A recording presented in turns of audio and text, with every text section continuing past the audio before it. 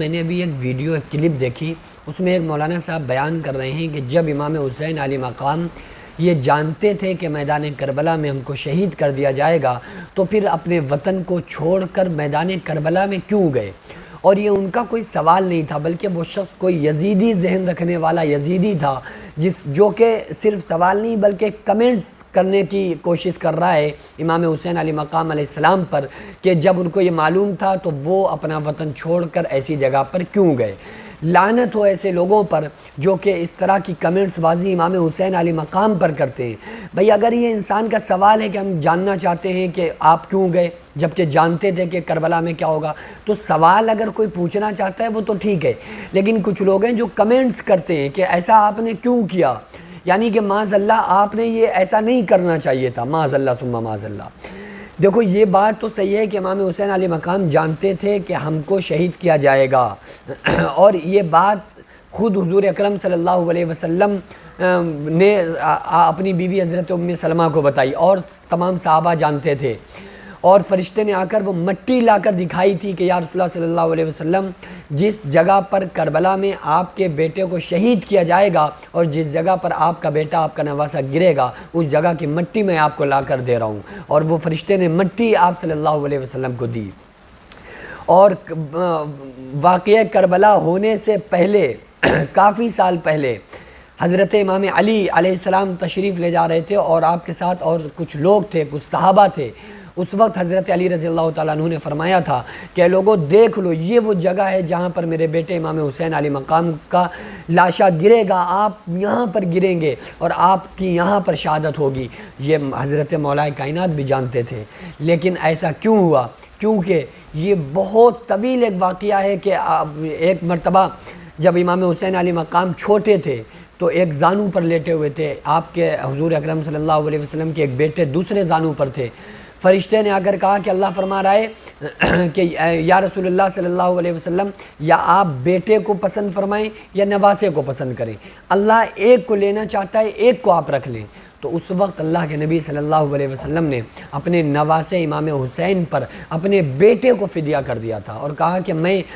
اپنے نواسے کو چاہتا ہوں، لہٰذا میں اپنے بیٹے کو اگر اللہ لینا چاہتا ہے تو میرے بیٹے کو لے لے، اور میں اپنے نواسے پر اپنے بیٹے کو قربان کرتا ہوں۔ کیونکہ اگر میں اپنے بیٹے کو قربان کر دوں گا تو اس سے کیا ہوگا کہ مجھے تکلیف ہوگی، لیکن اگر میں نے اپنے بیٹے کو پسند کیا اور نواسے کو قربان کر دیا تو اس سے میری بیٹی فاطمہ الزہرا کو تکلیف ہوگی۔ تو یہ چونکہ بہت بڑا ایک پس منظر ہونا تھا، یہ واقعہ کربلا ہونا تھا، اور یہ آپ غور کریں نا کہ ابراہیم علیہ السلام نے جو قربانی دی ہے، اسماعیل علیہ السلام کی گردن پہ چھری چلائی لیکن وہ چھری نہیں چلی، پھر وہ چھری حضور صلی اللہ علیہ وسلم کے والد حضرت عبداللہ کی گردن پہ آئی، پھر بھی وہ چھری نہیں چلی، 300 اونٹوں کو دے کے حضرت عبداللہ کی جان کو بچایا گیا۔ اس کے بعد وہ چھری نے آ کر کربلا میں اپنا کام کیا اور 72 لوگوں کو قربان کر دیا، 72 لوگ شہید ہو گئے۔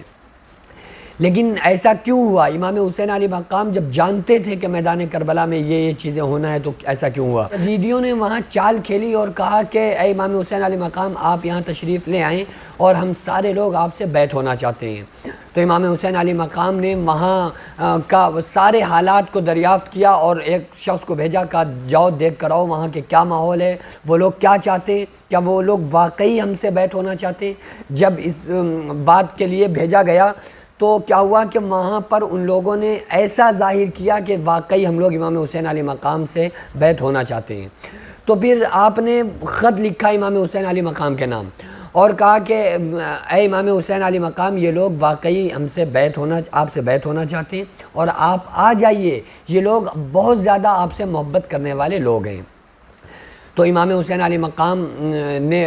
فرمایا کہ ٹھیک ہے اب میں یہاں سے سفر کرتا ہوں۔ اس لیے پھر امام حسین علیہ مقام علیہ السلام وہاں پر پہنچے، ان لوگوں نے فراڈ کیا، دھوکے بازی سے بلایا۔ ایک تاریخ میں آتا ہے کہ وہ لوگ واقعی امام حسین علیہ مقام کے دیوانے تھے، لیکن وہاں پر ابن زیاد نے جب یہ ماحول دیکھا کہ امام حسین علیہ مقام کے یہاں آنے کا جشن ہے اور لوگ خوشی منا رہے ہیں کہ امام حسین علیہ مقام آنے والے ہیں، تو ابن زیاد حسین بن کر وہاں پر پہنچا اور جا کر اپنا چہرہ نہیں دکھایا اور یہ نہیں بتایا کہ میں ابن زیاد ہوں، بلکہ لوگوں کو یہ بتایا کہ میں حسین ہوں، کیونکہ وہ لوگ جانتے نہیں تھے، دیکھا نہیں تھا امام حسین علیہ مقام کو،